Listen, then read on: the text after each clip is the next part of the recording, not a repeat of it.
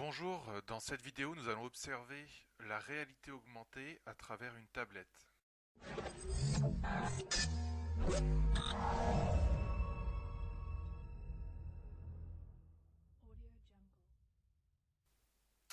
Donc la réalité augmentée, pour vous expliquer, c'est quand l'écran de votre tablette ou de votre smartphone se transforme en une espèce de lunette magique.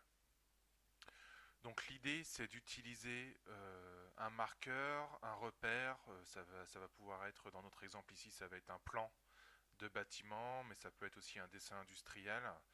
Donc on va utiliser ce repère dans notre monde réel, donc le monde physique. On va poser ce repère par exemple sur une table, sur un mur, pour transmettre à l'aide de la caméra donc de notre matériel, notre tablette, notre smartphone, des informations en temps réel sur la position et l'angle de vue, et on va venir incruster un objet virtuel dans cet espace. On va surajouter cet objet virtuel à notre espace réel et notre vision réelle.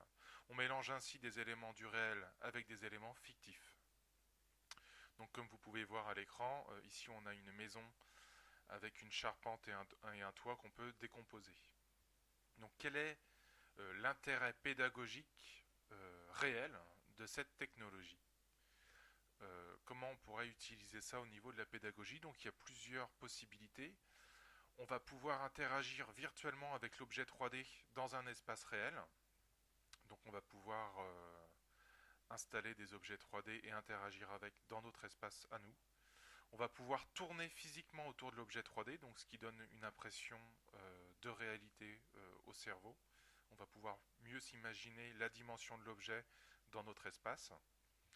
On va pouvoir installer des objets complexes sur une table de formation pour faire rechercher des indices ou des repères aux apprenants.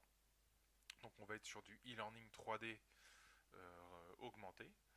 Et on va pouvoir ajouter des... Donc c'est la dernier point, je pense, qui peut être intéressant, c'est pouvoir ajouter des éléments explicatifs au réel.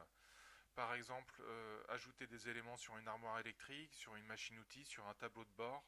On va pouvoir incruster directement des explications en 3 dimensions ou des schémas de fonctionnement, soit en salle de cours, soit directement dans un atelier par exemple.